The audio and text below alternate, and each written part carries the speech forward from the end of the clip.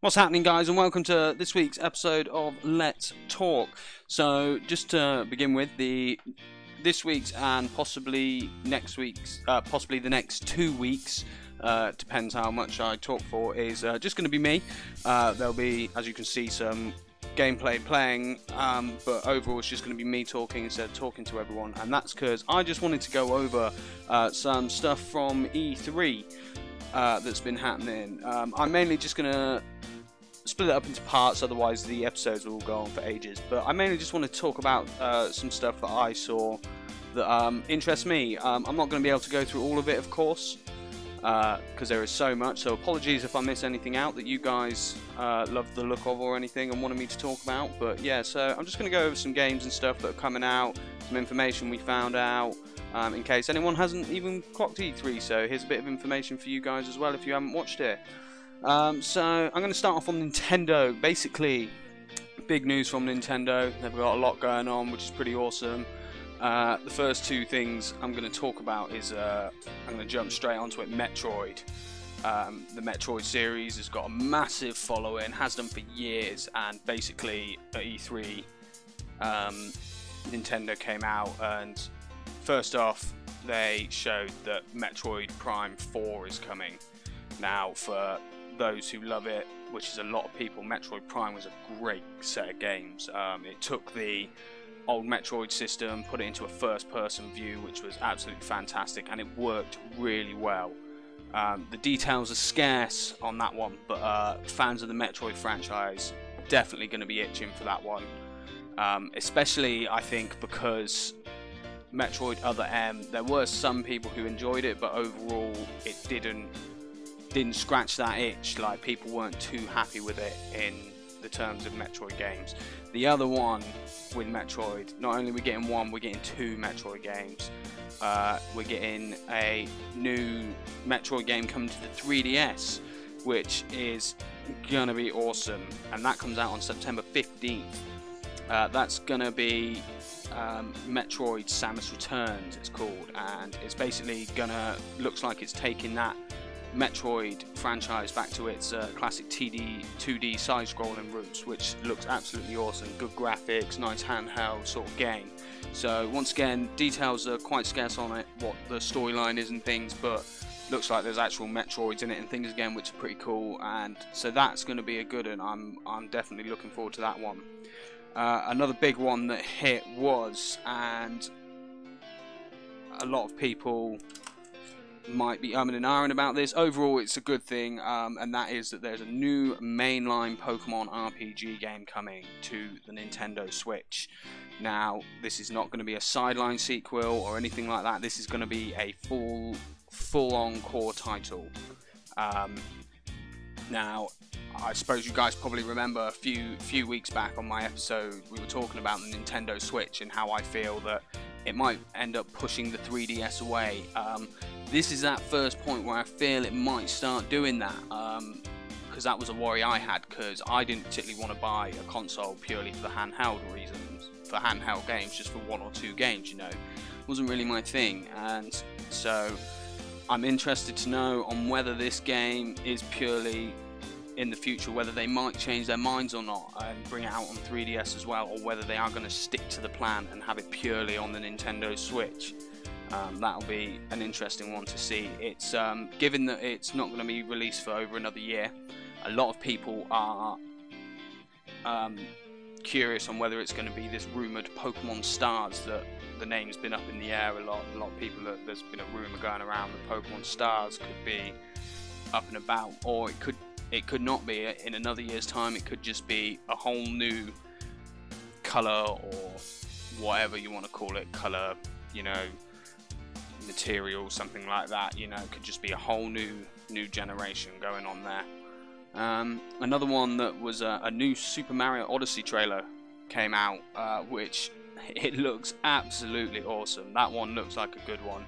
I love the look of this game, and I love that instead of it always being in the Mushroom Kingdom or the Galaxy and things like that, it's taken a lot of real world influence to its game world. Although it is obviously a fictional game world that it's going to be set in, it is taken a lot of influence from, like, you got New Donk City, which is obviously New York City. You've got a lot of places like a ancient kind of city looking thing, and things like that, Mexican looking area and stuff like that. So it looks like it's taken a lot of stuff from real world environments, which I love the idea of, and it looks like it's got a lot to do with Mario's hat. From the trailer and the gameplay footage, you can use your hat to actually enter other people and enter everything.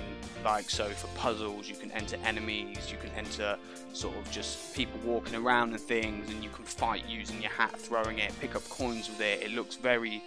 The main gameplay looks very focused on you and your hat and what that does, which I really think is going to be nice. It's going to be different, you know, like where obviously Mario's been very Mario Jumpman Mario, like you could say, like it's all about jumping on things and stuff like that. They've obviously added other things in it, but it's been very based on jumping on stuff. So the fact that they're bringing in this new system of your hat doing the damage and almost looks sentient in a way, it's got eyes and stuff from the looks of things, like that looks like a really awesome gameplay mechanic that's going to come to it. So I'm definitely looking forward to that. Fans of Rocket League. Now, there are a lot of fans of Rocket League out there. It's a brilliant game. It's just a nice indie game that's just got this awesome premise behind it. And they are going to love the fact that Rocket League is coming to the Nintendo Switch during the holiday season. So that's happening. There's going to be little things like to customize your car. You're going to be able to get a Mario and Luigi hat, and just little tidbits like that. You know, it's going to be Rocket League on the Switch, and also they were saying that it's going to have multi-platform, cross-platform multiplayer, which is going to be awesome. So you can play with people on different platforms if they haven't got the Switch and things like that. So that'll be brilliant. That'll be really good little thing to have, I think, and people are going to get a lot out of that. There is a lot of trailers that got shown at E3 this year. Just going to list off a couple. You got Xenoblade Chronicles 2. I personally never played the first Xenoblade Chronicles. I really wanted to, but I didn't have the new 3DS. I only ever had the old one. So I never got to play it, unfortunately, but it always looked like my kind of game. And the new one looks really good, once again. Looks good fun. Big storyline. Looks like it's going to be very in-depth. You've got a new Kirby game coming to the Nintendo Switch. You've got Pokken Tournament Deluxe coming to the Switch as well. That'd be good. There's going to be a new Yoshi game, and this looks like effectively to be a sequel to I think it was called Yoshi's Woolly World, and basically it's like Yoshi looks like he's made out of wool still, but everything else seems to be like it's made out of paper and cardboard, and it seems to have this mechanic where you can flip the screen at certain points, so things hidden in the background you'll be on the other side of this paper and able to do things like that. So that looks like a really cool mechanic, and it looks like they've made another good Yoshi game, because Yoshi's Woolly World did very well. And last but not least, there is going to be a new Fire Emblem game. Fire Emblem Warriors it's called. So for any fans of the Fire Emblem series out there, I know I enjoy them. I've played a few games of theirs and I really loved them. I found them very difficult personally, but they are great. And it seems to be that it's going to bring back a lot of characters from the older games. Like, you're going to have Marth, you're also going to have the ones from Fire Emblem, Fates and things like that, and a bunch of characters from games that I don't think I did play, so I don't know them all. But so Fire Emblem fans, be watching out for that one. Last but not least, we are going to have two more things on Nintendo's one I'm going to talk about, and the first one is going to be Skyrim for the Nintendo Switch is coming out. Now, what I love about this is Skyrim came out a fair few years ago now, quite a while ago, and it's still such a big game that they're willing to revamp it and shove it on the Nintendo Switch, and I think that's brilliant. It shows that there is still the market for that game and that it is still an awesome game. I loved Skyrim, I still love Skyrim. I think it's a banging game. I love the Elder Scrolls game, and Skyrim was the first one I played actually, so that holds a special place in my heart in the Elder Scrolls, because I then went back and played others. And what's great about this is There's going to be select Zelda items available in the Nintendo Switch version, so you're going to be able to go around with like the Master Sword and things like that, which I think is going to be great. And lastly, on the Nintendo one is they've announced Zelda Breath of the Wild is getting its first big DLC since its launch, with the DLC called the Master Trials Expansion. This arrives on the 30th of June. It looks like there's a lot to it. There's going to be so many more Koroks, more costumes, masks, armors, weapons, things like that. So fans of that game, look out for that 30th of June. And they have announced the Champions Ballad, which will be the second one, arrives later this year. So look out for that, Zelda fans. That is going to be wicked. They're going to absolutely blow that out of the water, because Breath of the Wild is a fantastic game. Absolutely stunning visuals, stunning gameplay. They really went big with that one. So that's everything on the Nintendo front. Now, the next thing I'm going to talk about in this episode is Sony. And what Sony is basically bringing out. There was a lot on this one that actually caught my eye, and I love the look of. Once again, there are still things that I'm not going to talk about just because they didn't catch my eye as much, so apologies to you guys if I don't mention them and you wanted me to. There was a lot based on the VR at Sony's. I'm only going to talk about a few of them because I don't play VR personally. I don't own one. I like the concept of it, but I've just not gotten around to doing it, to be completely honest with you. Not going to lie there, just haven't gotten around to that one. But the first thing I'm going to talk about is Uncharted Lost Legacy trailer. It looks great. If you're a fan of the Uncharted series, it looks like it's going to have more awesome missions, more action packs, more beautiful scenery and graphics to it. So if you're an Uncharted fan, you're going to want to get that. Horizon Zero Dawn, the Frozen Wilds DLC, is coming out later this year. They showed a trailer for that, and once again, that looks stunning. It looks like they've kept up the awesomeness of Horizon Zero Dawn, because fantastic game, and the DLC looks like it's taking it to sort of a winter, sort of snowy plains, mountains, things like that. So it looks like a whole different area altogether, so that should be fantastic. Now, one that caught my eye most is the next one I'm going to talk about. Is called Days Gone, and they showed a gameplay trailer for this, and it looks like it's almost set in a post-apocalyptic world, as if something's happened, and what I can tell is it looks like almost a zombie outbreak has happened, because there are zombie-like creatures in the world, and they seem to be a big part of it. There was even, in the trailer, there was even a zombie bear, which came at the end of the trailer, which looked awesome. And it looks very dark, it looks very gritty. You've got vehicles, guns, you drive a motorbike. It looks like it's very open world, but it also looks like there's a lot of choices in like what you can do for your missions. So it looks like if you've got a certain thing to do, you can do it a few different ways. You don't always have to do the exact same thing. So that's definitely one to look for. That one really stood out to me.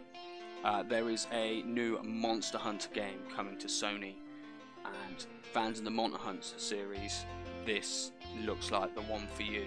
It's called Monster Hunter World, and they really look like they have opened this one up unbelievably. They brought in stealth options where you can put like leaves over your head as you walk around. It looks like you've got grappling hooks. You can make it so you lead monsters to other monsters and then they fight each other. It looks much bigger. The graphics look stunning, absolutely stunning. And also it looks like it's brought in like guns, like full on like guns, in a sense of there's I think I saw an automatic gun of sorts in there. So look out for that one, guys. That's coming out early 2018. Now the next one, just 3 simple words, or 4 simple words: Shadow of Colossus remake. Enough said, guys. 2018. If you played Shadow of Colossus, you know what I'm talking about. If you haven't played Shadow of Colossus, you're missing out, because that was a fantastic game. It was awesome. You know, it was quite simplistic in what it needed to do. It was just a bunch of colossi, you killed them, no NPCs, nothing like that, and it was awesome. So I am looking forward to this remake. Looks beautiful. Now the next one, Marvel vs. Capcom Infinite, seems to be getting a story mode.